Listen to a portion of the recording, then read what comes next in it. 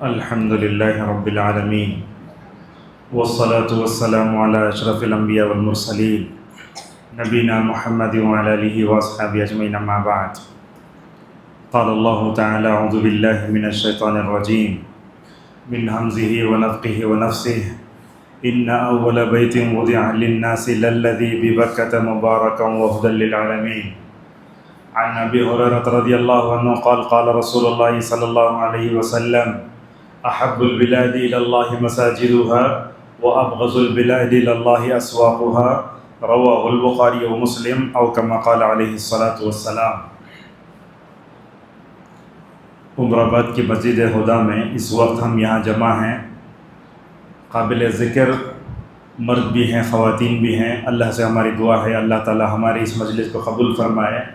مسجد میں بیٹھے ہیں، مسجد کے تعلق سے انشاءاللہ آج کا یہ درس ہوگا۔ میں تمام لوگوں سے گزارش کروں گا جیسے سیرت کی کلاس کو آپ غور سے سنتے ہیں، اس کو بھی غور سے سنیے۔ کیوں؟ اس لیے کہ مسجد میں جب آپ بیٹھتے ہیں تو دل کی کیفیت الگ ہوتی ہے، مسجد کے باہر چلے جا دل کی کیفیت بدل جاتی ہے۔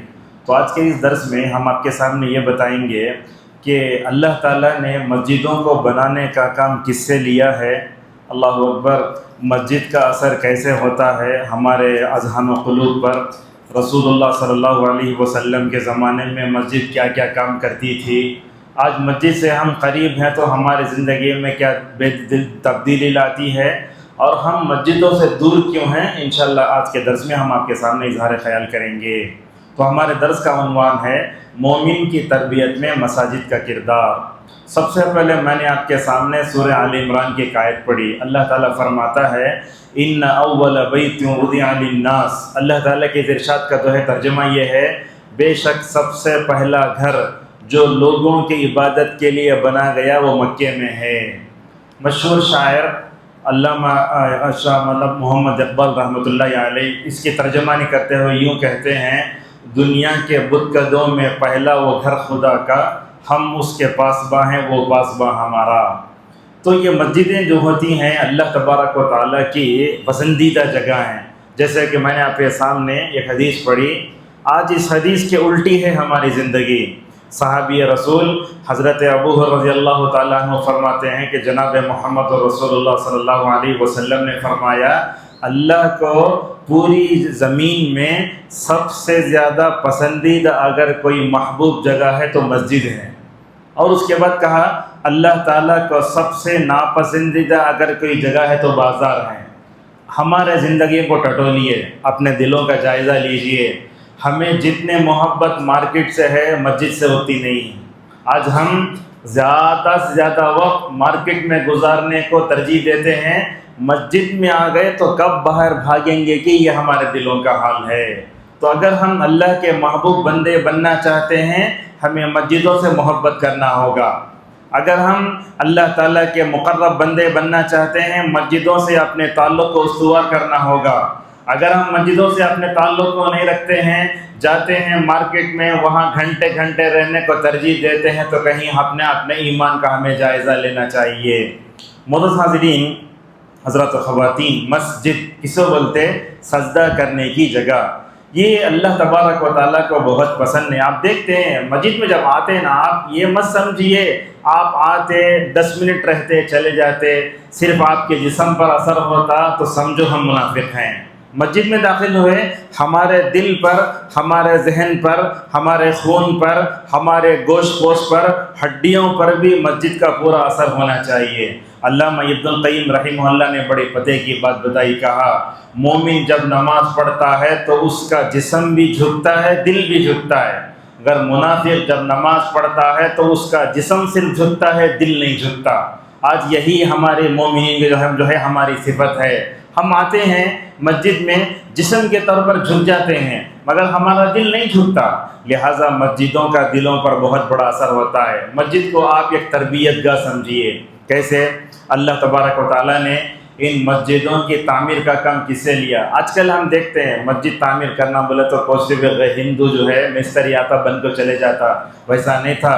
یہ مسجدوں کا کام دنیا کا مبارک کام ہے، یہ مسجدوں کی تعمیر کا کام دنیا کا سب سے افضل کام ہے۔ آپ جانتے ہیں جب سلطنت عثمانیہ مکہ مدینے میں تھی، اس وقت مکے اور مدینے میں وہ پوری جو ہے نہ مسجدوں کے بننے والے پورے مسلمان اور پورے حالت وضو میں ہوتے تھے۔ اللہ تعالیٰ نے ان مسجدوں کی تعمیر کا کام کس سے لیا؟ نبیوں سے لیا۔ جیسا کہ آپ لوگ سمجھتے ہوں گے کعبۃ اللہ کو کون تعمیر کرے، یہ صحیح سوال علماء سے کیا گیا، تو بعض علماء بولتے کعبۃ اللہ کی جو ہے بنیاد ہے فرشتوں نے رکھی ہے، مگر بعض علماء کا یہ قول یہ بھی ہے کہ جو ہے کعبۃ اللہ کی تعمیر کرنے والے آدم علیہ السلام بھی تھے، لہٰذا سب سے دنیا میں بہترین فضل والی فضیلت والی مسجد کون سی ہے؟ کعبۃ اللہ ہے، لہٰذا اس کو کیا بولتے؟ کعبۃ اللہ بولتے، مسجد حرام بولتے۔ آپ جانتے ہیں اس مسجد میں ایک نماز پڑھنے کا ثواب کتنا ہے؟ 1,00,000۔ اس مسجد میں ایک نماز پڑھے تو 1,00,000 نماز پڑھے جیسا ثواب۔ اگر آپ وہی ثواب مسجد خدا میں اگر پڑھ کے چاہنا چاہتے ہیں 50-55 سال پڑھنا پڑے گا۔ مسجد خدا میں 50-55 سال نماز پڑھنا، کعبۃ اللہ میں ایک نماز پڑھانا، ایک نماز جو ہے 7 نماز پڑھنے کے برابر ہے۔ لہٰذا کعبۃ اللہ کی تعمیر اور اس کی جو ہے بننے والے کون تھے؟ اللہ تعالیٰ نے اپنے خلیل کو چنا، ابراہیم علیہ السلام کو، جیسا کہ اللہ نے فرمایا وَإِذْ يَرْفَعُ إِبْرَاهِيمُ الْقَوَاعِدَ مِنَ الْبَيْتِ وَإِسْمَاعِيلُ رَبَّنَا تَقَبَّلْ مِنَّا إِنَّكَ أَنْتَ السَّمِيعُ الْعَلِيمُ۔ آپ دیکھتے ذرا ادھر دیکھیے، مستری ہوتا نا، ذرا اونچا ہو گیا تو بھانسے بنتے، اوپر چڑھتے، بس ابراہیم علیہ السلام جب اونچے تھے نا، کعبۃ اللہ بنے تو ذرا اینٹوں کو اٹھانے نہیں ہو رہا تھا۔ اللہ اکبر، کیا کام تھا! نہ تو اس وقت مطلب کیا ہے وسائل تھے، نہ کچھ تھے، کیسے بنے ہوں گے ابراہیم علیہ السلام کعبۃ اللہ کی دیواروں کو بلند کرے ہوں گے؟ باپ کام کر رہا ہے، بیٹے کو بلا لیا، آؤ بیٹے آؤ، دنیا کا سب سے بہترین کام کرتے ہیں، یہ اللہ کا اولو العزم پیغمبر بندہ خلیل کعبۃ اللہ کی دیواروں کو بلند کر رہا ہے۔ ابراہیم علیہ السلام کام کرتے کرتے اوپر چڑھنے نہیں ہو رہا تھا، کہا بیٹے جاؤ ایک پتھر لے کر آؤ۔ حضرت اسماعیل اپنے ننھے منھے ہاتھوں سے ایک پتھر لا کر ابراہیم کو دیتے ہیں، ابراہیم اس پتھر پر چڑھ کر کعبۃ اللہ کی دیواروں کو بلند کرتے ہیں۔ یہ دنیا کا سب سے مقدس کام تھا، یہ دنیا کا سب سے اجر و ثواب والا کام تھا یہ۔ اللہ اکبر، یہ ابراہیم کی ادا، یہ ننھے منھے اسماعیل کی ادا اللہ کو اتنی پسند آئی، اللہ تعالیٰ جس پتھر پر چڑھ کر ابراہیم کام کرے نا، اس میں حضرت ابراہیم کا پیر کا نشان بن گیا۔ آج دیکھو جو بھی حج عمرے کو جاتا ہے، جب وہ کعبۃ اللہ کے اطراف میں طواف کرتا ہے تو مقام ابراہیم وہی ہے، جھانک جھانک کر مخلص ابراہیم کے پیروں کو دیکھتا ہے۔ دیکھو کعبۃ اللہ کی تعمیر کرنے والے حضرت اسماعیل ساتھ میں تھے، جب کام مکمل ہو گیا تو دونوں ڈرنے لگے، اتنا بڑا کام کیے ہم، اللہ تعالیٰ اسے قبول کرتا نہیں معلوم، فوراً دعا کرنے لگے ربنا تقبل منا انک انت السمیع العلیم۔ اب بات آتی ہے مساجد کیا کردار ادا کرتے ہیں مومن کی تربیت میں۔ آپ دیکھیے حضرت ابراہیم نے اپنی ذات کی تربیت کے لیے، اپنے بیوی کی تربیت کے لیے، اپنے شیرخوار بچے کی تربیت کے لیے کعبۃ اللہ کو چنا، لہٰذا اپنا جو ہے اظہار خیال کرتے ہوئے حضرت اسماعیل کہتے ہیں ربنا انی اسکنت من ذریتی بواد غیر ذی زرع عند بیتک المحرم، اے اللہ میں اپنے بچوں کو جا کے ایسی جگہ چھوڑ رہا ہوں جہاں کچھ بھی نہیں ہے کھانے پینے کے لیے۔ ہم دیکھتے ہیں ہماری خواتین میں بچے چھوٹے رہے تو سفر میں جاتے ہوئے دودھ باٹل میں ڈالنے کو جاتے، حضرت ابراہیم کا کیا حال ہے؟ شیرخوار بچہ ہے، جا کے بے آب ہو گیا وادی میں جہاں بے ستون آسمان کے علاوہ کچھ نظر نہیں آتا، اپنی بیوی کو چھوڑنے جا رہے ہیں، کچھ کھجور ہے کچھ پانی ہے، کیوں؟ اس لیے کہ اپنے نفس کی تربیت کرنا، اپنی بیوی کی روحانی تربیت کرنا اور اپنے بیٹے کی روحانی تربیت کرنا، اسی لیے حضرت ابراہیم نے کعبۃ اللہ کو چنا۔ اللہ اکبر۔ آج کل کیا عورتوں میں وہ صبر نہیں جو حاجر میں تھا، جب چھوڑ کر جانے لگے شیرخوار بچے، جیسے حج میں جاتے نا، اپنی بیوی کے پاس موبائل لاتے تو ہم بولتے میں کہیں برابر پک اپ کر لیتے، لیکن وہاں ماحول ویسے نہیں تھا۔ ابراہیم چھوڑ کر جانے لگے تو حاجر نے پوچھا کہاں جا رہے ہیں؟ حضرت ابراہیم نے کیا کہا؟ دیکھو اللہ کا حکم ہے۔ اللہ اکبر۔ وہ ایمان افروز عورت کیا جواب دیتی ہے؟ جس نے مسجد میں رہ کر روحانی تربیت حاصل کی، کہا اللہ کا حکم ہے، تو کہا اللہ کا اگر حکم ہے تو اللہ کبھی ہمیں ضائع نہیں کرے گا۔ روحانی تربیت کے لیے حاجر گئے، اسماعیل گئے، کیا ہوا؟ شیرخوار بچہ تھا، دودھ پیتا، دودھ ختم ہو گیا، بعد میں کھجور بھی ختم ہو گیا، پانی بھی ختم ہو گیا۔ اب ایسا ہوا تو ماں کیا کرتی؟ آج کل کیا ہوتا ہے شہروں میں، ادھر ادھر سے کہیں منگا لیتے، وہاں حاجر نے کیا کیا؟ دوڑی ماں کی ادا اتنا پسند نہ، یہ اللہ کو ادھر دوڑی ادھر دوڑی، حضرت اسماعیل علیہ السلام، حضرت جبریل علیہ السلام آ گئے، آ کر کیا کرے، شاید اپنے پروں سے زمین پہ مارے، حضرت اسماعیل نے بھی ایڑیاں ماری۔ اللہ اکبر، یہ روحانی تربیت پانے والی ماں، یہ روحانی تربیت پانے والا بچہ کیسا ہے دیکھو، یہ دوڑے نا، اللہ تعالیٰ اس ایمان افروز عورت کے دوڑنے کو قیامت تک ایک نشانی بنا دیا۔ آج جب بھی صفا مروہ کے درمیان ہلی لائٹ لگی رہتی نا، وہاں دوڑتے ہیں، ہر عمرہ کرنے والا، حج کرنے والا حضرت جو ہے ہاجر کو یاد کرتا ہے، حضرت ہاجر شاید اسماعیل کو بھی مکمل طور پر یاد کرتا ہے۔ بہرحال یاد رکھیے، مسجد میں جو آدمی رہتا ہے، مسجد سے اپنے تعلق کو جوڑ لیتا ہے، وہ کبھی روحانی تربیت سے محروم نہیں ہوتا۔ مجھے یاد آتا ہے، تقریباً مجھے مولانا عبدالصمد صاحب عمری حفظہ اللہ میرے استاد ہیں، جامعہ محمدیہ میں ایک دن کام کر رہے تھے ہم، سالار اخبار آیا، وہ اخبار جب آیا تو مول صاحب بھی پڑھ رہے تھے، میں بازو بیٹھا تھا، پہلے پیج پر ایک نیوز آئی تھی، اس میں نیوز یہ تھی، ایک ڈاکٹر کی پوری ساری فیملی نے اپنے آپ کو جو ہے سوسائڈ کے حوالے کر کے زندگی کو ختم کر کے حرام موت مر گئی۔ میرا بازو مولانا عبدالصمد صاحب بیٹھے ہیں، بولا دیکھو شیخ یہ کیسی بری موت ہے، تو شیخ نے اس وقت دیکھ کر جو ہے، تجربہ ہوتا ہے، استاد جو ہوتا ہے وہ شاگرد کو سوچنے نہیں آتا، اس وقت شیخ حفظہ اللہ نے کہا بات اصل میں یہ ہے، یہ لوگ اصل میں ہے نا، ان کی جو کام ہے وہ کام صحیح ہے، مگر میں سمجھتا ہوں ان کا تعلق شاید مسجد سے نہیں رہا ہوگا، جس کی وجہ سے انہوں نے جو ہے اپنے آپ کو ختم کر لیا۔ اور دوسری بات شیخ نے یہ کہی کہ اصل میں کچھ مسلمان ایسے ہوتے ہیں جو غیر مسلموں کے ایریا میں رہتے ہیں، غیر مسلموں کے ایریا میں رہتے، مسجد سے دور ہوتے، نماز سے دور ہوتے، اللہ سے دور رہتے، نعوذ باللہ کیا کرے، پوری فیملی جو ہے قرض لے کے ڈوب گئی، حالانکہ سب بھی ڈاکٹر، باپ بیٹا بہو بیٹی سب ڈاکٹر، مگر مسجد سے دور تھے، اللہ سے دور تھے، غیر مسلموں کے ایریا میں رہتے تھے، دین بیزاری آ گئی، سود زیادہ قرض ہو گیا، اس لیے بری موت مر گئے۔ معزز حاضرین اور حضرات و خواتین، اب دیکھیں کعبۃ اللہ کی تعمیر و ترقی میں حضرت ابراہیم علیہ السلام کا کردار کیا تھا۔ حضرت ابراہیم نے صرف اینٹیں نہیں لگوائیں، بلکہ وہ رہ کر اپنی ذات کی تربیت کی، اپنی بیوی کی اور اپنے بیٹے کی تربیت کی۔ اس طرح آپ دیکھیں حضرت سلیمان علیہ السلام نے بھی بیت المقدس کی تعمیر فرمائی، جن مر گئے تھے ایسا پکڑ لے گئے عصا، اب مر گئے ہیں پھر بھی جو ہے کھڑے ہوئے ہیں۔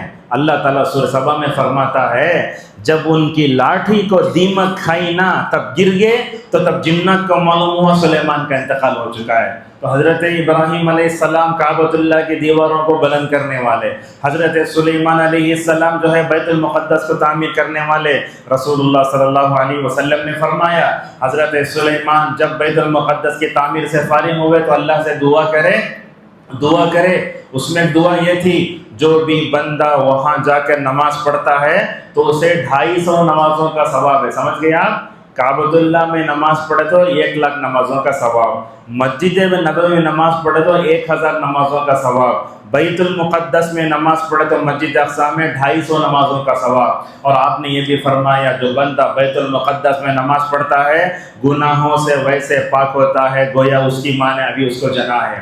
اس وقت مسجد اقصی اسرائیلیوں کے یہودیوں کے ہاتھ میں ہے، ہماری اپنی ذمہ داری بنتی ہے ہم یہاں رہ کر ان کے لیے کم از کم دعا تو کر سکتے ہیں۔ پرسوں حرم کا خطبہ ہوا، میں خطبے سے آتے ہوئے وہ خطبہ سنا، میں ماشاءاللہ خطبے میں بس میں چرولیا میں وہ خطبہ سن کر اس میں 2 باتیں بتائے، وہ عبدالباری سویری حفظہ اللہ کیا کہتے ہیں، اللہ تعالیٰ نے رسول اللہ صلی اللہ علیہ وسلم کی وجہ سے دنیا کو 2 چیزیں دی۔ ایک چیز یہ تھی کہ اللہ تعالیٰ نے خوف کے ماحول کو امن سے بدلا تھا، دوسرا یہ ہے کہ عرب کے لوگ بھوکے تھے، اللہ نے غذا دی، الذی اطعمہم من جوع وآمنہم من خوف۔ ہم کو بھی امن بہت ہے، امن کو تمل میں امئی کہتے ہیں، یہ امن بہت ہے، اور میں سمجھتا ہوں پورے انڈیا میں الحمدللہ پر امن علاقہ اگر کوئی تو تمل ناڈو ہے۔ اللہ سے دعا کریں کہ اللہ یہ امن ہمارے لیے باقی رکھے، ہماری نسلوں کے لیے باقی رکھے، اللہ تعالیٰ فرقہ پرست طاقتوں سے ہماری حفاظت فرمائے۔ دوسری چیز غذا ہے، جو غزہ میں جو لوگ ہیں فلسطین کے لوگ، وہاں بچہ پانی کو ترس رہا ہے، کھانے کو ترس رہا ہے، اوپر سے کھانے کے پیکٹ ڈالے جا رہے ہیں، ہم ان چیزوں کو دیکھتے ہیں ذرہ برابر ہمارے دل میں تصور نہیں آتا۔ جب آپ دسترخوان پہ بیٹھتے غذا کی اس نعمت پر اللہ کا شکر ادا کرو، اور امن کی اس نعمت پر خدا کا شکر ادا کرو۔ یہ دو نعمتیں چھن جاتی ہیں تو پوری نظام زندگی کا نظام درہم برہم ہو کے رہ جاتا ہے۔ معزز حاضرین، اب آئیے میں آپ کو اس طرف لے چلتا ہوں۔ ابراہیم نے وہ کیا، سلیمان نے کیا، اور اللہ کے نبی صلی اللہ علیہ وسلم جب مدینہ تشریف لائے، آپ نے مدینے میں دیکھیے جملہ، آپ نے مدینے میں آتے ہی مہاجرین کے لیے آپ نے گھر نہیں بنائے۔ یہ بڑا تاریخی جملہ ہے۔ اللہ کے نبی چاہتے مہاجرین کے لیے گھر بنا سکتے تھے، آپ نہیں بنائے۔ آپ نے کیا کیا؟ مہاجرین کے ٹھہرنے کے لیے انصار و مہاجرین میں محبت پیدا کر دی۔ پورے مہاجر صحابہ مدینے میں رہنے والے انصاری صحابہ گھروں میں رہتے تھے، اور جن کو گھر نہیں تھا وہ جا کے مسجد میں رہ جاتے تھا کہ روایتوں میں آتا ہے۔ اللہ کے نبی گئے، اللہ کے رسول صلی اللہ علیہ وسلم نے نہ اپنے لیے خاص گھر بنایا، نہ صحابہ کے لیے بنایا، بلکہ سب سے پہلے آپ نے اللہ کا گھر بنایا۔ آج کل بھی ہم دیکھتے ہیں مسجدیں وقف کی ہیں، پیپرہ برابر نہیں، مگر رسول اللہ صلی اللہ علیہ وسلم کے ذہن پر قربان جاؤ۔ بنو نجار کے 2 یتیم بچے تھے، آ کر بولے یا رسول اللہ یہ زمین ہمیں تم نہ گفٹ کرالتے ہیں، مگر اللہ کے نبی 2 بہت دور اندیش ہوتے تھے، اگر نبی بنا کو چل جائے تو آگے لوگ بولتے تھے یتیم لوگوں کی زمین مار کو نبی مسجد بنا دیا۔ اللہ کے نبی نے کیا کیا؟ قیمت دے کر اس کو خریدا۔ اور جب یہ پڑھتے ہیں تو کیسا ہوتا ہے دیکھو، رسول اللہ صلی اللہ علیہ وسلم بھی مکمل طور پر کام کر رہے ہیں۔ بس آفت کیا ہوتا ہے، جو ذمہ دار ہوتا ہے خالی انہیں جو ہے کوئی اسٹیج پہ بیٹھ جاتا ہے، کرسی پہ بیٹھ جاتا، مگر اللہ کے نبی ویسے نہیں تھے، صحابہ کے ساتھ خود کام کرتے، اینٹیں اٹھاتے، خود کام کرتے تھے۔ یہ اللہ کے نبی صلی اللہ علیہ وسلم ہیں۔ اور آپ صلی اللہ علیہ وسلم جب مسجد تعمیر کر رہے تھے، اللہ کے نبی کیا کر رہے ہیں؟ اپنے صحابہ کا دل کیا کر رہے ہیں؟ اشعار پڑھ کے بہلا رہے ہیں۔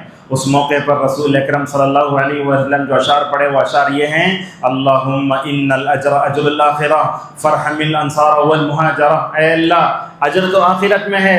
اللہ کے نبی اشعار پڑھ کے صحابہ سے کیا بول رہے ہیں؟ اے صحابہ کی جماعت، تم یہاں جو کام کر رہے ہو نا، اس کا اجر نہ میں دے سکتا، نہ دنیا والے دے سکتے، اس کا اجر پانا ہے تو رب العالمین دے سکتا ہے۔ اللہ کے نبی کہتے ہیں اے اللہ انصار کی مغفرت فرما، مہاجرین کی مغفرت فرما۔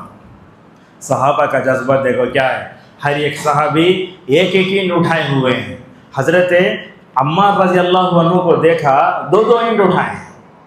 اللہ کے نبی نے کہا نا اجر آخرت میں ملے گا، اجر 2 اینٹ اٹھائیں۔ اللہ کے نبی نے ان کو دیکھا، کہا یہ صحابی کو اتنا بڑا جذبہ آ گیا، آپ نے حضرت عمار کے پیٹھ پر کندھے پر دیکھا مٹی آ گئی ہے۔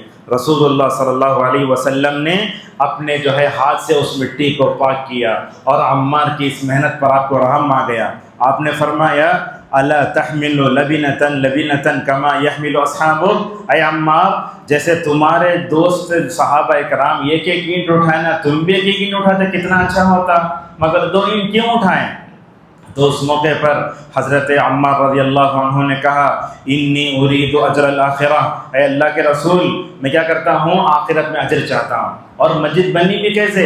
جب آپ اس حصیر پر یا اس سے عمدہ قالین پر جب سجدہ کرتے ہیں، نبی نے جو مسجد بنائی اس مسجد کے بارے میں بھی ہمیں تصور کرنا چاہیے۔ کیا تھی؟ حضرت انس رضی اللہ عنہ کہتے ہیں اللہ کے نبی کی نہ مسجد تھی، کھجور کے درختوں کو ستون بنایا گیا، جو پتے تھے اوپر ڈالے گئے۔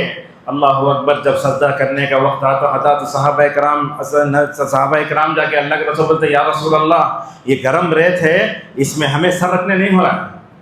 تو اللہ کے نبی فرماتے ہیں ان لوگوں سے ایسا کرو، کپڑا رکھ کر اس پہ سجدہ کر دو۔ یہ صورتحال کب ہوتی تھی؟ گرمی کے دنوں میں ہوتی تھی، اور جب سردی کے دنوں میں بارش ہوتی پورا کیچڑ ہو جاتا۔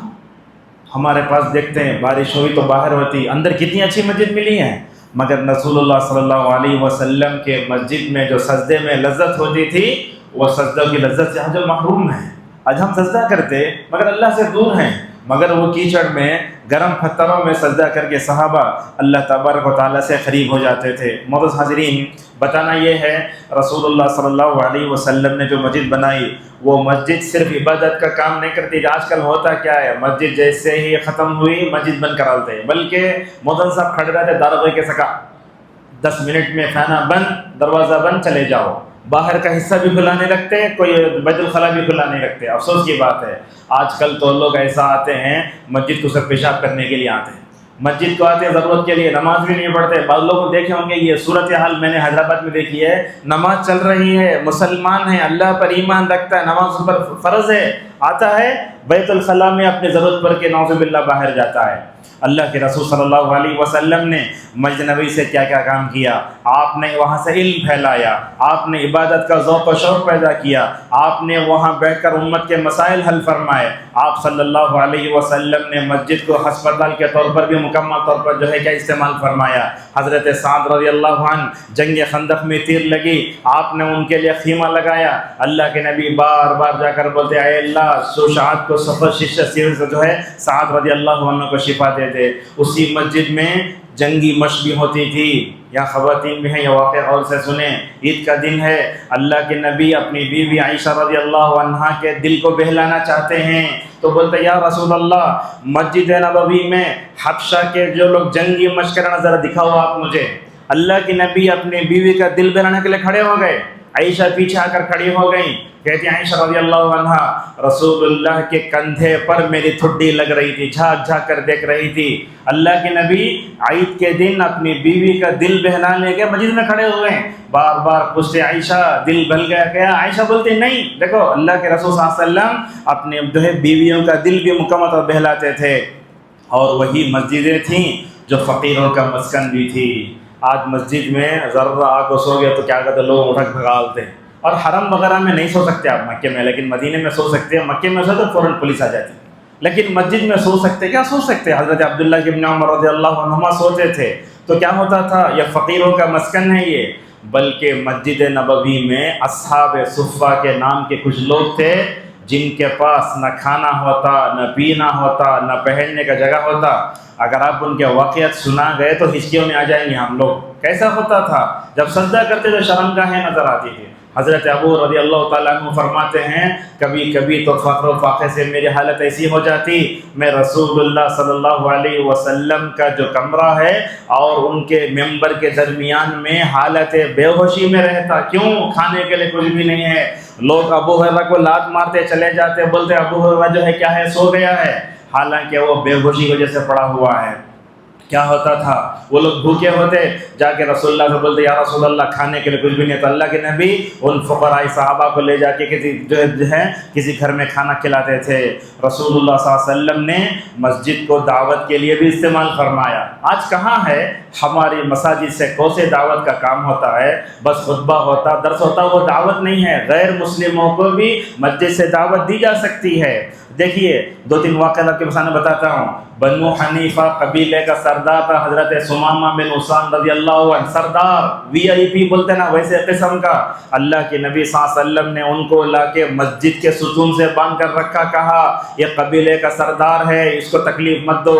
صحابہ جا کے کھانا دیتے، بار بار رسول صلی اللہ علیہ وسلم کیا کرتے؟ خیریت پوچھتے، کھانا دیتے. دیکھو یہ کافر قیدی کو مسجد نبوی کے ستون سے باندھا گیا ہے. اللہ کے نبی صلی اللہ علیہ وسلم کے الحمدللہ حسن اخلاق سے متاثر ہو کر مسلمان ہو گیا.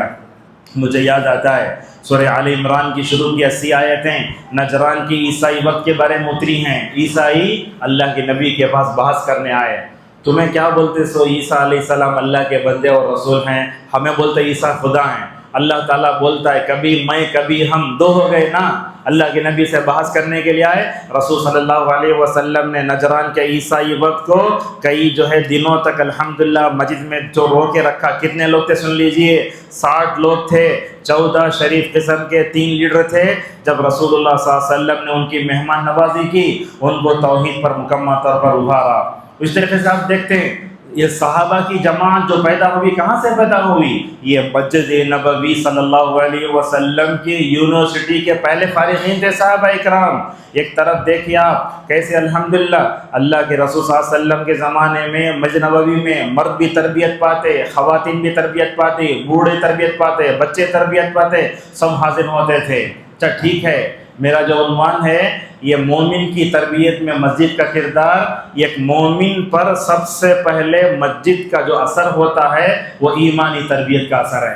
آج آپ دیکھو شاید آپ لوگوں میں سے کوئی درگاہ وغیرہ کو نہیں جاتے، لیکن ہیں لوگ ہمارے معاشرے میں درگاہوں کو جانے والے، عرس میں جانے والے، اجمیر کو جانے والے۔ بڑے افسوس کی بات ہے، شادی ہونے سے پہلے ہی میاں بیوی ٹکٹ کٹا کر رکھتے ہیں، ہنی مون کو ہم اجمیر کو جائیں گے۔ پہلا سفر کہاں سے ہوتا ہے؟ شرک اور کفر میں شروع ہوتا ہے، نعوذ باللہ من ذالک۔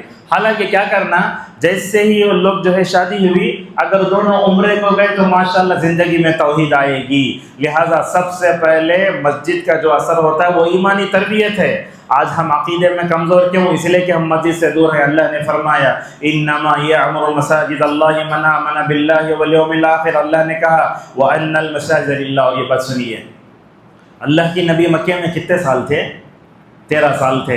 اللہ کی نبی نے اپنے صحابہ کی ایمان کی تربیت فرمائی تو کہاں فرمائی؟ کعبۃ اللہ میں فرمائی۔ کعبۃ اللہ یہ ایمان کا مرکز ہے، کعبۃ اللہ یہ توحید کا مرکز ہے، کعبۃ اللہ یہ امن کا مرکز ہے، اور کعبۃ اللہ ہمارا دل ہے۔ اور آپ جانتے ہیں پوری دنیا میں سینٹر میں بنایا اللہ اسے۔ بعض لوگ تو اتنا بتاتے کعبۃ اللہ کا جو طواف ہو رہا ہے نا، وہ طواف کا روحانی اثر ماشاءاللہ پوری دنیا پہ ہو رہا ہے۔ اللہ اکبر، اللہ تعالیٰ بیچ میں بنایا، کعبۃ اللہ طواف ہو رہا ہے، اس کا روحانی اثر الحمدللہ ساری دنیا پہ ہو رہا ہے۔ آپ دیکھیں خواتین اسلام سے ایک بات یہ کہنا چاہیں گے، خواتین بھی اگر مسجد کو آتی ہیں تو میں سمجھتا ہوں ان کے دین میں، ان کی زندگی میں دین آتا ہے۔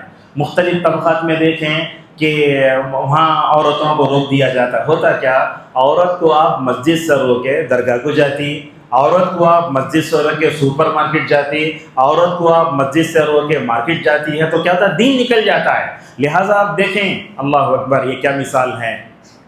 حضرت مریم علیہ السلام کی نام، ماں کا نام تھا حنا، جیسا روایتوں میں آتا ہے۔ انہوں نے کیا نظر مانی، اے اللہ اگر تو مجھے بچہ دے تو میں کیا کروں گی؟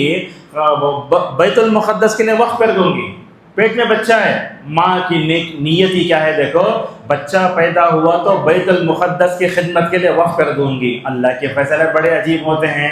ہمیں بھی بولتے رہتے بیٹا ہوتا، نامہ لکھ کو رکھ جاتے، بیٹی پیدا ہو جاتی، بیٹی کے نام لکھ کر رہتے بیٹا پیدا ہو جاتا۔ اللہ تعالیٰ کو معلوم نہ، ہم کچھ بھی نہیں کر نہیں سکتے ہو، نہ نرس کے ہاتھ میں نہ ڈاکٹر کے ہاتھ میں، اللہ تعالیٰ کے ہاتھ میں ہو لڑکے دینا لڑکیاں دینا۔ ہوا کیا، حنا کے پیٹ میں مریم پیدا ہو گئی۔ مگر اللہ اکبر، کیا تقدیر پر ایمان، کچھ نہیں بولے۔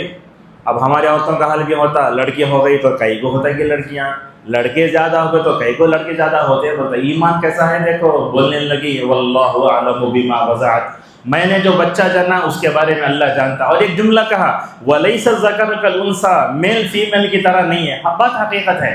اس کے بعد کیا کیا، بیٹا پیدا ہو گیا تو بیٹی پیدا ہو گئی نا، اللہ اکبر۔ آپ جانتے ہیں آدم سے لے کر قیامت تک جتنے بچے پیدا ہوں گے ان بچوں پر شیطان کا حملہ ہوتا ہے۔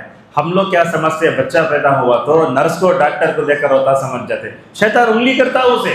حضرت حنا نے کہا اے اللہ تم میرے پیٹ سے پیدا ہونے والے بچے کو، اس کے پیٹ سے پیدا ہونے والے بچے کو شیطان کے حملوں سے محفوظ فرما دے۔ وَإِنِّي أُعِيذُهَا بِكَ وَذُرِّيَّتَهَا مِنَ الشَّيْطَانِ الرَّجِيمِ۔ حضرت ابو ہریرہ رضی اللہ عنہ کہتے ہیں اللہ کی نبی نے فرمایا ہر بچے پر شیطان کا حملہ ہوتا ہے سوائے مریم اور عیسیٰ علیہ السلام کے، یہ دونوں ایسے ہیں ان پر الحمدللہ شیطان کا حملہ نہیں ہوا۔ دیکھو شیطان کے حملے سے کیسے محفوظ کرے۔ مریم پیدا ہو گئیں، مریم پیدا ہونے کے بعد اللہ نے یہ ارادہ کر لیا بغیر شوہر کے اولاد دیں گے۔ آپ جانتے ہیں نا دنیا میں بچے انسانوں کو اللہ نے 4 طریقے سے پیدا کیا۔ ایک تو آدم کو پیدا کیا مٹی سے، اور اس کے بعد بائیں فصلے سے حوا کو پیدا، کتنے ہوئے 2۔ تیسرا یہ ہے اللہ تعالیٰ نے مریم علیہ السلام سے عیسیٰ کو پیدا کیا بغیر شوہر اور باپ کے، اور یہ نشانی ہے وَجَعَلْنَاهَا وَابْنَهَا آیَةً لِلْعَالَمِينَ۔ چوتھا ہے اللہ تعالیٰ ماں باپ سے پیدا ہوئے، ہم بھی پیدا ہوئے اور آپ بھی پیدا ہوئے، اور اسی طرح یہ نسل قیامت تک مکمل طور پر چلے گی۔ کیا ہوتا ہے بغیر شوہر کے پیدا ہو گئے، کون؟ بغیر باپ کے پیدا ہو گئے حضرت عیسیٰ علیہ السلام۔ وہ ایک دن جو ہے بیٹھی تھی حضرت مریم علیہ السلام، جبرائیل علیہ السلام آ گئے، اور مریم کون؟ دنیا کی باکمال خواتین، بڑی پاک دامن۔ جب انسانی شکل میں حضرت جبرائیل علیہ السلام عیسیٰ علیہ السلام حضرت مریم کے قریب آئے، حضرت مریم کو ڈر ہونے لگا، کیا سوچے کون کی میرے ساتھ برائی کرنے آ گیا ہے، انسانی شکل میں آئے نا، اور دنیا کی باکمال خواتین میں سے، اور یہ پاکیزہ خواتین میں سے ہوتا نا، وہ باکمال پاکیزہ خواتین بھی اگر بس میں نکلے تو بھی کنڈکٹر سے بات کرنے ڈرتے، ماشاءاللہ ایسی خواتین آج بھی ہمارے معاشرے میں موجود ہیں۔ تو بولنے لگی، مریم نے کیا کہا انی اعوذ بالرحمن، اے انسان میں تجھے رحمان کا واسطہ دیتا ہوں. بولے انی اعوذ بالرحمن منک ان کنت تقیا، اے اللہ کے بندے اگر میرا تقوی ہے میں رحمان کا واسطہ دیتی ہوں میرے سے دور ہو جاؤ. حضرت مریم نے کیا سمجھا نہیں معلوم. حضرت جبرائیل نے کہا انما انا رسول ربک لیہب لک غلاما زکیا، سمجھو میں کوئی برا انسان نہیں ہوں، اللہ کا قاصد ہوں، تو میں پاکیزہ بچہ دینے آیا ہوں. کھڑے ہو کر پھونکے اللہ کے حکم سے حمل ٹھہر گیا. حضرت مریم علیہ السلام کا بتاتے نا، یہ سب باتیں شاید بہت کم بولی جاتی ہیں. حالت حمل میں عورت جتنی نیک ہوتی بچے اتنے نیک ہوتے ہیں. ہماری خواتین اللہ رحم فرمائے حالت حمل میں ایک نماز بھی نہیں پڑھتی، قرآن بھی نہیں پڑھتے، اللہ کا ذکر بھی نہیں کرتے، پھر کیا ہمارے بچے پیدا ہو کر حافظ قرآن بنیں گے کیا؟ حالت حمل میں بیٹھ کر کیا کرتی تھی مریم علیہ السلام؟ بیت المقدس کے محراب میں بیٹھ کر اللہ کی عبادت کرتی تھیں. اگر عورت حالت حمل میں نیک ہے تو اللہ تعالیٰ مریم جیسے بچے پیدا کرتا ہے. دیکھو اللہ نے کہا یا مریم اقنتی لربک واسجدی وارکعی مع الراکعین، اے مریم تم اللہ کے سامنے رکوع کرو، سجدہ کرو اور جو ہے اللہ کی اطاعت کرنے والوں میں سے ہو جاؤ. حالت حمل میں بیت المقدس کے محراب میں بیٹھ کر اللہ کی عبادت کرنے والی، روحانی تربیت پانے والی، اللہ سے تعلق رکھنے والی اس عورت کو اللہ تعالیٰ کیسا بیٹا دیتا ہے؟ جیسے ہی پیدا ہوئے حضرت عیسیٰ علیہ السلام کہنے لگے انی عبد اللہ آتانی الکتاب وجعلنی نبیا وجعلنی مبارکا اینما کنت واوصانی بالصلاۃ والزکاۃ. دیکھو ماں نمازی ہے، حضرت عیسیٰ پر اثر ہوا. اللہ کے عیسیٰ علیہ السلام کہتے ہیں اللہ نے مجھے بھی جو ہے مکمل طور پر نماز کی مکمل طور پر پابندی ہے. معزز حاضرین یاد رکھیے ایمانی تربیت اگر آپ چاہتے ہیں تو مسجد سے اپنے تعلق کو برقرار رکھیے. اگر آپ جو ہے اپنے ایمان کو جلا بخشنا چاہتے ہیں، اپنے ایمان میں نور پیدا کرنا چاہتے ہیں تو مسجدوں سے تعلق رکھو، ایمان جو ہے تبھی پیدا ہوگا. اب مسجد میں داخل تو کیا دعا پڑھتے ہیں؟ اللہم افتح لی ابواب رحمتک. کس سے معلوم ہوتا ہے مسجد میں اللہ کی رحمت ٹپکتی ہے، مسجد میں اللہ کی رحمت ہوتی ہے. اسی لیے آپ دیکھتے جب آتے ہیں تو ایک طرح کا سکون ملتا ہے. معزز حاضرین حضرات و خواتین، دوسری بات یاد رکھیے جب مساجد کے کردار میں دوسری بات جو ہے وہ روحانی تربیت کی ہے. آج کل ہم کیا کھا پی کر جسمانی طور پر بہت طاقتور ہیں، مگر آج مسلمان پوری دنیا میں روحانی طور پر کمزور ہے. صبح اٹھتے کہاں دعاؤں کا اہتمام ہوتا، اذکار کہاں پڑھتے؟ یہ بات یاد رکھیے ایک مومن اٹھتا ہے صبح سویرے نماز پڑھتا ہے تو اس کی صبح ذکر والی صبح ہوتی ہے. ایک کافر رہتا ہے صبح اٹھتے ہی کلین شو کر لے کے نعوذ باللہ سیدھا کمپنی ہو جاتا ہے. اگر دعا کی پابندی نہیں کرنے والا مسلمان اور غیر مسلم کی صبح میں فرق بتائیے. لہٰذا عبادت کرنا، ذکر کرنا، تلاوت قرآن کرنا، دعا کرنا، آپ دیکھو اپنے گھر میں دعا کر کے دیکھو، لیکن مسجد میں آ کر دعا کرا تو ایک عجیب تعلق رہتا ہے. اسی لیے آپ دیکھیں گے رسول صلی اللہ علیہ وسلم کو سفر کا معراج کرایا گیا. آپ صلی اللہ علیہ وسلم مکے سے مسجد حرام کہاں گئے؟ بیت المقدس گئے. بیت المقدس سے اوپر چڑھے. علماء بولتے اللہ تعالیٰ چاہتا تو کعبۃ اللہ سے اوپر چڑھا سکتا تھا، لیکن چونکہ کعبۃ اللہ سے لے کر مسجد حرام کا سفر تھا، مسجد اقصیٰ کا سفر تھا، مسجد اقصیٰ کے پاس علماء بولتے آسمانوں کے دروازے ہیں نا وہ بیت المقدس کے پاس ہیں، اسی لیے رسول اللہ کو وہاں لے جایا گیا. اور ایک بات بھی آپ جانتے ہیں قیامت کے دن اللہ کے عرش کے سائے میں کون جو ہے مطلب کیا سب سایہ پائے گا؟ کون پائے گا؟ اس میں مرد بھی ہیں، عورتیں ہیں، بچے ہیں، بوڑھے سب آئیں گے. آپ نے اس میں وہی خوش نصیب کا تذکرہ فرمایا، کہا وَقَلْبُهُ مُعَلَّقٌ بِالْمَسَاجِدِ. ایک آدمی ایسا بھی ہوگا جس کا دل مسجد سے اٹکا ہوا ہوگا. اسی بستی کے شیخ تفسیر عبدالکبیر صاحب رحمۃ اللہ علیہ ہمیشہ بولتے تھے میں اللہ سے امید کرتا ہوں کہ مؤذن بھی عرش الہی کے سائے میں آئے گا. کیوں؟ اس لیے کہ اسے ہمیشہ تعلق یہ رہتا ہے، فکر رہتی ہے مسجد کو کب جاؤں گا، مسجد کب جاؤں گا. اور شیخ آگے بولے امام بھی انشاءاللہ عرش الہی کے سائے میں آئے گا، اسی لیے کہ اسے مسجد کب جاؤں گا کب جاؤں گا. بلکہ بولے مسجد کا چندہ کرنے والا جو گلی میں گھومتا ہے نا وہ بھی عرش الہی کے سائے میں آئے گا. لہذا رسول اللہ صلی اللہ علیہ وسلم بھی اپنی بچوں کی، اپنے نواسوں کی روحانی تربیت کرتے تھے. آج کل حل کیا ہے؟ بچوں کو مسجد میں لاتے پیچھے کھڑا دیتے، وہ الگ بات ہے، گڑبڑ کرتے وہ بات صحیح ہے، گڑبڑ کرتے پیچھے کھڑانا چاہیے. لیکن رسول صلی اللہ علیہ وسلم اپنے نواسوں کیا کرتے؟ دیکھو حالت نماز میں کبھی آپ امامہ کو اٹھا لیتے، کبھی حسن کو اٹھا لیتے، کبھی حسین کو اٹھا لیتے. نواسے ہیں، نانا کی پیٹھ پر چل کر نماز میں کھیل رہے ہیں. ایک دن ایک صحابی کہتے ہیں رسول صلی اللہ علیہ وسلم نے کیا کیا؟ لمبا سجدہ کیا۔ صحابہ نے پوچھا یا رسول اللہ آپ ہمیشہ سجدہ ایک لمٹ سے کرتا نا، یہ سجدہ کہیں بھی لمبا کرے آپ؟ تو اللہ کے نبی نے فرمایا حضرت حسین میرے پیٹھ پر چڑھ گئے تھے، میں نے ان کو کھیلنے کا موقع دیا۔ آپ بتائیں تو تصور کریں گے امام صاحب اپنے بچے کو لا کے اگر ممبر پر بٹھا لے تو آج لوگ خاموش رہیں گے؟ نہیں رہیں گے خاموش، ہمیں کون بٹھانا پڑتا؟ اللہ کے نبی ممبر پر لائے، حسن کو لا کے ممبر پر بٹھا لے، کہتے ہیں ایک طرف سامعین کو دیکھتے ایک طرف نواسے کو دیکھتے۔ اور ایک دن ترمذی کی روایت آتی ہے خطبہ دے رہے ہیں جمعہ کا، حضرت حسن حسین رضی اللہ عنہ مبارک نواسے لال کپڑے پہننے کے، بڑے بڑے پیچے تھے، لمبے شرائع پہنے تو بچے گرتے نا، تو اللہ کے نبی دور سے گرتے، بچے گر جا رہے بچے گر جا رہے۔ اللہ کے نبی کو اتنی محبت آئی، آپ نے اپنا خطبہ روکا، ان کے سروال کو صحیح کیا اور جو ہے ممبر کے اللہ کے قریب میں بٹھا لیا۔ تو اس سے کیا معلوم ہوتا ہے؟ اللہ کے نبی نے اپنے نواز و نواسوں کو کیوں اٹھایا؟ انہیں یہ بتانے کے لیے کہ جس تمہارے نانا جیسے اللہ کے سامنے جھکتے نواز تمہیں بھی مکمل طور پر جھکنا چاہیے۔ اور دیکھو کیسے اثر ہوتا ہے اگر ماں باپ کا تعلق مسجد سے ہے، بچے بھی مسجد سے تعلق رکھتے ہیں۔ آج کل کیا ہوتا ہے بچے نماز کو جاتے ملک کو نکلتے، خالہ گھر کو جاتے، مارکیٹ کو جا کو نماز جب وقت ختم ہوتے سیدھے گھر کو چل جاتے، ان کے چہرے کو دقت معلوم ہوتا ہے وضو کے لیے نماز نہیں پڑھے۔ دیکھو اللہ کے نبی نے حسن کو اٹھایا، حسین کو اٹھایا، انہی کی اولاد میں علی ابن الحسین کا نام آتا ہے۔ ان کے بارے میں ابن الجوزی رحمہ اللہ تفسیرہ میں لکھتے ہیں وضو کرتے تو چہرہ زرد پڑ جاتا، وضو کرے تو اللہ کی خشیت سے چہرہ زرد پڑ جاتا۔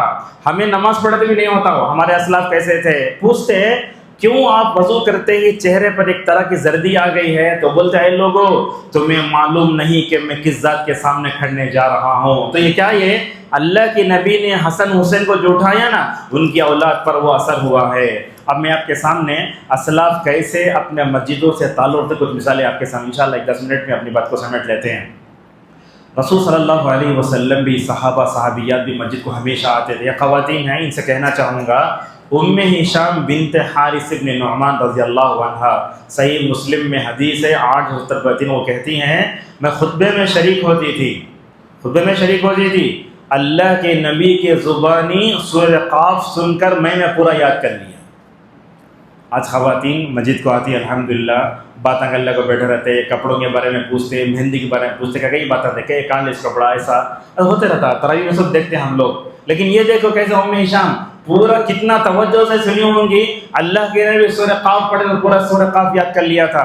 لہٰذا آنے والے خواتین سے ہم گزارش کریں گے کہ مسجد کے تقدس کا خیال رکھیے، مسجد میں ادب کیجیے اور اپنے بچے بچیوں کو مسجد کا ادب بچپن سے سکھائیے۔ اور یہ بات بھی دیکھو اللہ کے نبی نے فرمایا اللہ کی بندیوں کو مسجد سے نہ روکو۔ اور ایک بات بتاتے ہیں، ہمارے پاس بچہ کو زیادہ ستائے تو بولتے ہیں بچے گھر کو جلے ہوتے ہیں آؤ ایک مرتبہ۔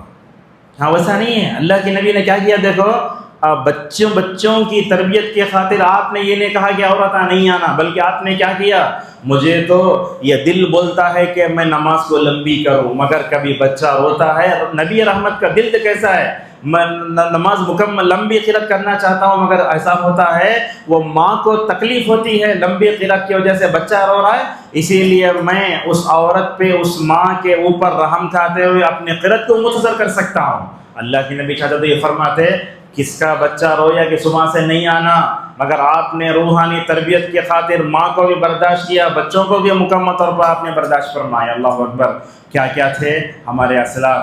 عبداللہ ابن زبیر رضی اللہ عنہ کو دو بولتے یہ مسجد کا کبوتر ہے، اتنا مسجد سے تعلق رہتے۔ یہ دیکھو ربیع ابن خثیم خیثم رحمہ اللہ بولتے دیکھو جب میں مسجد میں جاتا ہوں مسجد میں ایک چڑیا پکارتی ہے، اس چڑیا کی آواز مجھے اپنی بیوی کی آواز سے بھی زیادہ پسندیدہ ہے۔ عطا ابن ابی ربا رحمہ اللہ کے بارے میں ابن جریج کہتے ہیں میں دیکھتا ہوں کہ 20 سال تک عطا ابن ابی ربا رحمہ اللہ مسجد ہی میں رہا کرتے۔ یہ دیکھو ثابت البنانی کون؟ انس ابن مالک رضی اللہ عنہ کے غلام۔ اللہ کے نبی نے انس کی تربیت کی، انس نے اپنے غلام کی تربیت فرمائی۔ کیا بولتے انس رضی اللہ عنہ، ہر خیر کی ایک چابی ہے، یہ ثابت بھی خیر، ثابت بنانی یہ خیر کی چابی ہے۔ خیر کی چابی کیسے بنے؟ ان کے اندر خیر کیسے آیا؟ کہا دیکھو، بولتے ہم ثابت البنانی کے ساتھ جاتے، کوئی بھی مسجد نہیں دکھتی مگر اس میں الحمدللہ نماز پڑھتے تھے، اور یہ لمبے سجدے دیکھو۔ سفیان ثوری رحمہ اللہ کے بارے میں ابن وہب رحمہ اللہ کہتے ہیں ہم سفیان ثوری کے ساتھ گئے، نماز مغرب کے بعد سفیان ثوری نے سجدہ کرنا شروع کیا، عشاء کی اذان ہو گئی تب تک سفیان ثوری نہیں اٹھے۔ آج ہمارے پاس ہے وہ سجدہ؟ آپ فرض نماز میں 3 مرتبہ سبحان ربی العظیم کو اٹھتے ہیں، بعض لوگ تو ٹھونگ مار کے جاتے ہیں، یہ تو منافقین کی نماز ہے۔ یاد رکھو، نفل نمازوں میں 17 سجدہ لمبا کرو، جتنے چاہے دعا کرو۔ اللہ کے نبی نے فرمایا اقرب ما یکون العبد من ربہ فهو ساجد۔ یہ عالم دین کہتے ہیں میں نے دیکھا سفیان ثوری کو، جب میں طواف کے 7 چکر کریا تو بھی سفیان ثوری ماشاءاللہ سجدے میں ہیں، اور ہمارے اسلاف کا دل مسجد سے کیسے الحمدللہ لگا ہوا رہتا ہے۔ آپ ہمارے پاس امام کی بھی اہمیت نہیں، مؤذن کی بھی اہمیت نہیں، ایسے کر کے رکھ ڈالے ہم مسجدوں کو۔ کیوں؟ اس لیے کہ مسجد کا ذمہ دار آج کیا ہے؟ اپنے آپ کو پی ایم سے بڑا سمجھتا ہے۔ آج وہی صورتحال ہے۔ مسجد کے اگر ذمہ دار صحیح تو لوگ بہت آتے، اگر ذمہ دار صحیح تو پورے لوگ دور چلے جاتے۔ کیا بولے دیکھو، 12 سال تک اگر کوئی مؤذن اذان دے گا جنت اس کے لیے واجب ہے، اور ہر اذان پر 60 نیکیاں، اللہ اکبر، ہر اذان پر 60 نیکیاں، ہر اقامت پر 30 نیکیاں۔ انہیں تنخواہ لیتا، لیکن اگر اخلاص سے اگر اذان دے گا تو فرمایا 12 سال تک اخلاص کے ساتھ اذان دینے والے کے اوپر جنت واجب ہے۔ نماز فجر کے وقت ہمارے مسجدوں کا کیا حال ہوتا ہے دیکھو۔ ایسا ہوتا ہے خواتین کو بھی چاہیے کہ وہ اپنے شوہروں کو اٹھائیں۔ ہماری خواتین بچوں کو اسکول کے لیے اٹھاتی ہیں، اور کیا ہے ہوم ورک کے لیے اٹھاتی ہیں، مگر نماز کے لیے نہیں اٹھاتی۔ یہ بہت بڑی خیانت ہے۔ کیا ہونا؟ اللہ کی نبی نے فرمایا شوہر اپنی بیوی کے چہرے پر پانی مارے، بیوی کو چاہیے کہ وہ اپنے شوہر کے چہرے پر پانی مارے۔ 2 اٹھ کر نماز پڑھتے ہیں تو اللہ ذکر کرنے والے مرد عورتوں میں سے نکلتا ہے۔ ایک مطلب ہفتہ نماز فجر ذرا تکبیر تحریمہ سے پہلی صف میں پڑھنے کی کوشش کرو، اس کا بڑا فائدہ ہے۔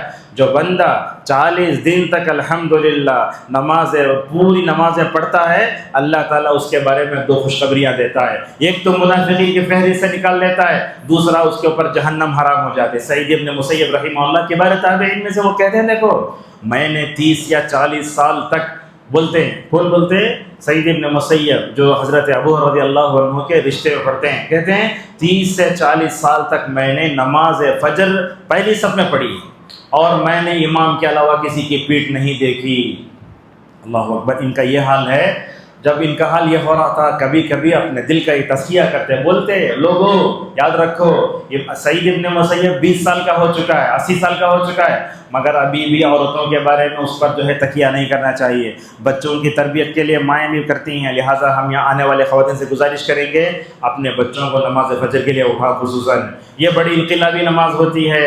اگر بچہ نماز پڑھ لیا نا ماشاءاللہ اس کی پوری زندگی اچھی ہو جاتی ہے۔ دیکھو کیا کرتے ہیں امام احمد رحمہ اللہ، بغداد کی راتوں میں ٹھنڈا ہوتا موسم، اٹھ کر چولہا سلگاتی، پانی گرم کرتی، بچے کو وضو کراتی، اچھے کپڑے پہنا کر اپنے بیٹے کو نماز فجر سے پہلے مسجد میں رہا کرتی تھیں۔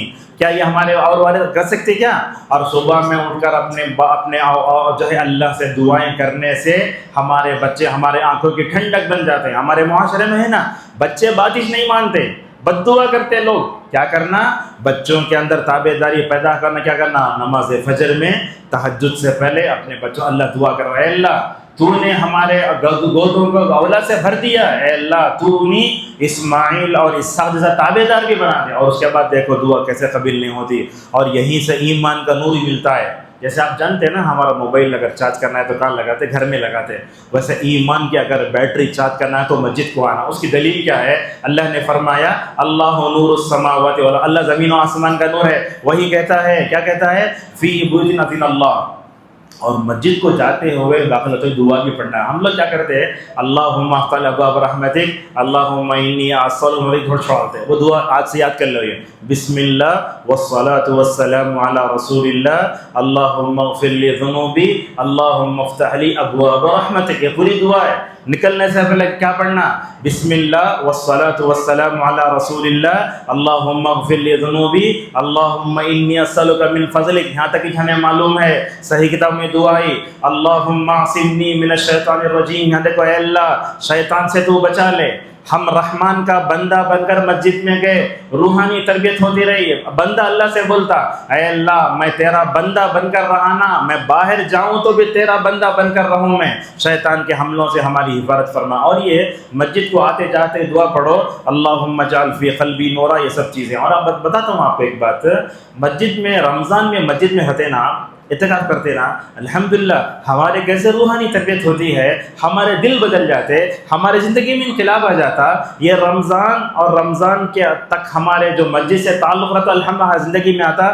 ذرا سوچ کر دیکھیے اگر یہی چیز ہمارے زندگی میں آتا تو کتنا اچھا ہوگا، اللہ کی رحمت کو پانے کا ذریعہ بھی ہے۔ اب دیکھیں نماز کے بعد بھی ہم لوگ یہ کرتے ہیں، نماز ہوتے ہی لوگ یا تو موبائل اٹھاتے، یعنی تو کیا کرتے ہیں، بازو والے کو سلام کرتے، نہیں کرنا۔ آپ نماز پڑھے تو کس کے سامنے بیٹھے ہیں؟ آپ اللہ کے سامنے بیٹھے ہیں۔ اگر بڑے آدمی کے سامنے بیٹھ کو آواز دے تو اسے برا لگتا ہے۔ آپ اللہ کے سامنے بیٹھے تو اللہ کا احترام کرو، نماز پڑھنا بس ایسا ہی اللہ کا ذکر کرتے جاؤ کرتے جاؤ۔ آسمان میں رہنے والے نورانی مخلوق کہتے ہیں اللہ یہ بندہ بیٹھا ہے، اے اللہ اس پر اپنی رحمت کے بارش اتار، اے اللہ اسے بخش دے۔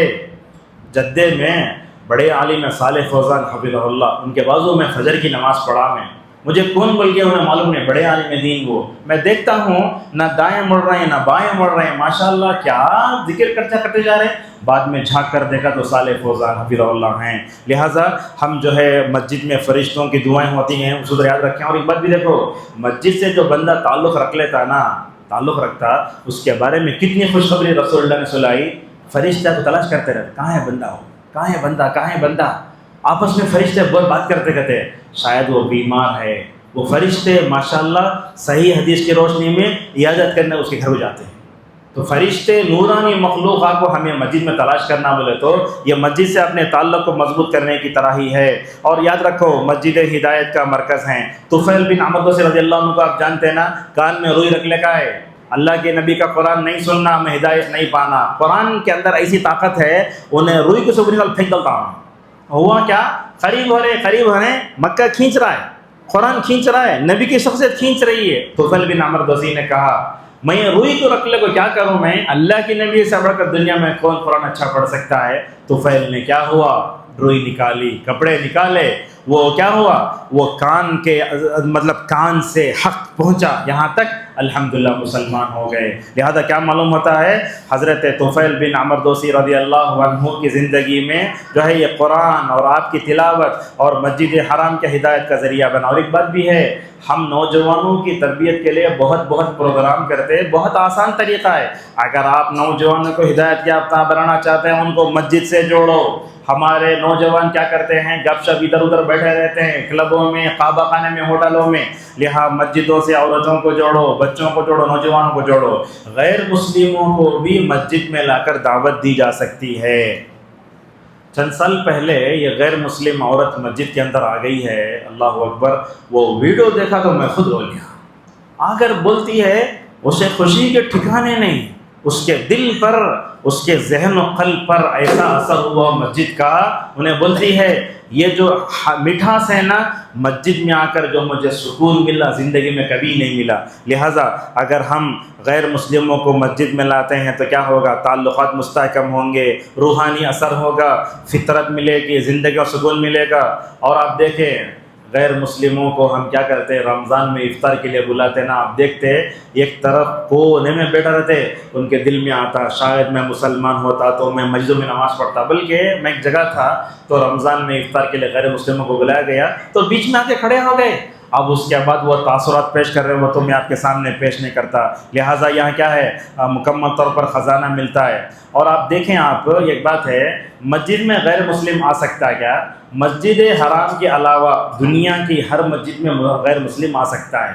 میں آپ سے پوچھتا ہوں، یہ بات دیکھیے، الیکٹریشن غیر مسلم فین برابر کرنے آ سکتا ہے، ہدایت پر نہیں آ سکتا؟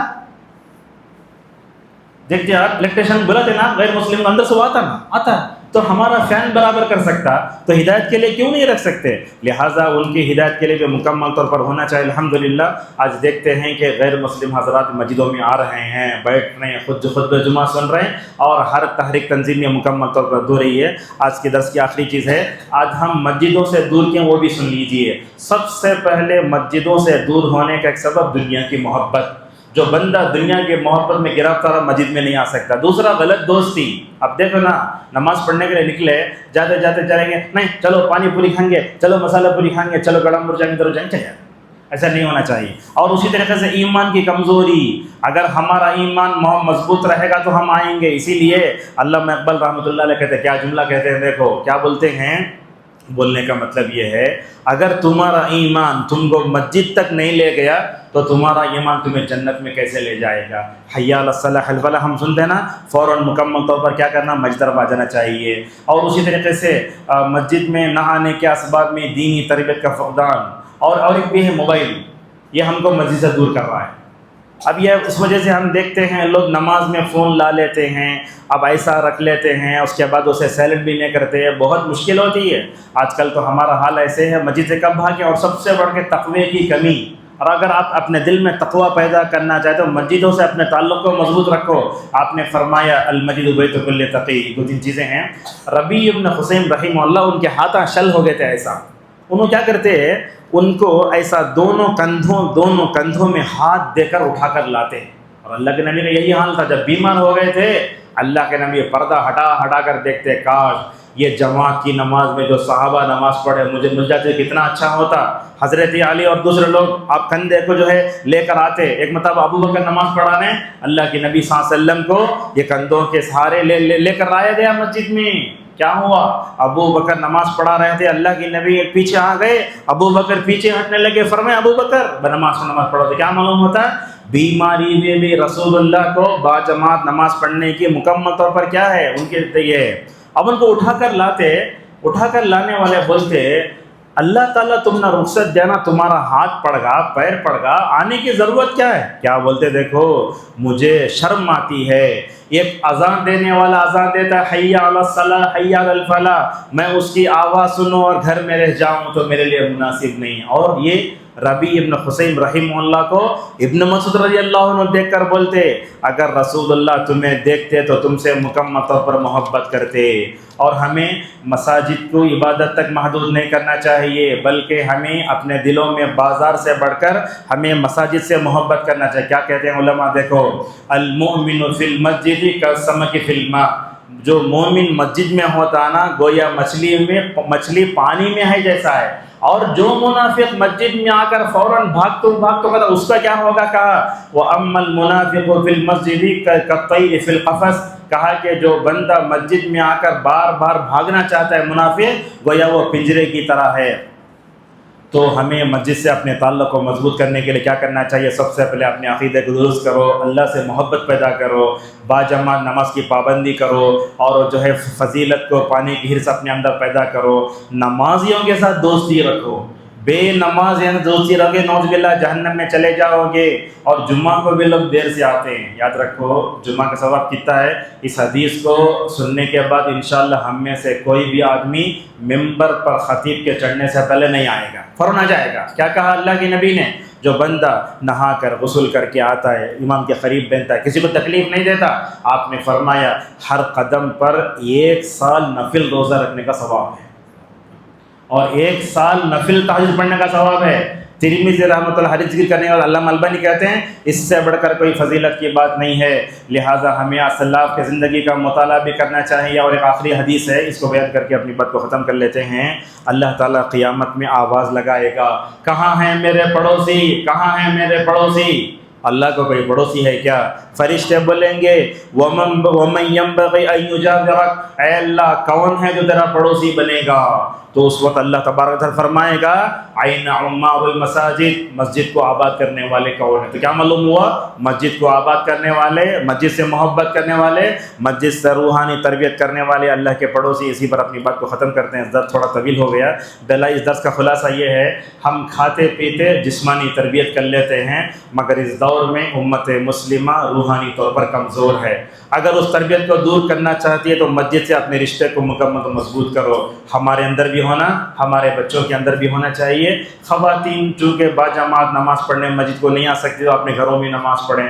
ہماری خواتین بھی ایسے ہوتی ہیں، وہ صبح 6 بجے پہلے سے الارم رکھ کے سوتی ہیں، اور اس کے بعد ناشتہ پکائے، نماز فجر اتنے پڑھے، چاش کی نماز کہاں پڑھتے، اس کے بعد دوپہر کا کھانا بنا کو کھانے کو سو گئے، ظہر بھی چلے گئی، عصر بھی گئی، مغرب میں چوٹی ڈالے، اس کے بعد عشاء پڑھے، فلم دیکھے، ختم، پورے مسجد نمازیں پوری ختم ہو گئی۔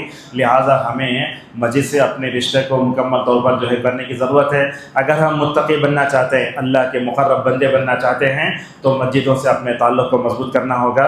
اسی پر میں اپنے درس کو ختم کرتا ہوں۔ درس لمبا ہوا، معذرت چاہتا ہوں۔ اللہ تبارک و تعالیٰ سے ہماری دعا ہے، اے اللہ ہم تیرے مسجد میں بیٹھے ہیں، اے اللہ ہم سب کو اپنے دلوں میں مسجدوں کی محبت پیدا کرنے کی توفیق عطا فرما۔ اے اللہ نبیوں کے اندر، ہمارے اسلاف کے اندر مسجدوں سے جو تعلق تھا، اے اللہ وہ تعلق بھی ہمارے اندر پیدا فرما۔ اے اللہ ہم سب کو باجماعت نماز کا اہتمام کرنے کی توفیق نصیب فرما۔ اے اللہ ہم سب کو مسجد کا احترام کرنے، اپنے گھر والوں میں بھی مسجد کے تعلق سے، نماز کے تعلق سے بیداری پیدا کرنے کی توفیق نصیب فرما۔ اللہ تعالی ہم سب کو مسجدوں سے اللہ کے نبی صلی اللہ علیہ وسلم نے جو کام کیا وہ تمام کام کرنے کی توفیق نصیب فرما۔ اللہ تعالی ہماری مسجدوں کی حفاظت فرمائے، مدرسوں کی حفاظت فرمائے۔ اللہ تعالی مسجد سے، مدارس سے اللہ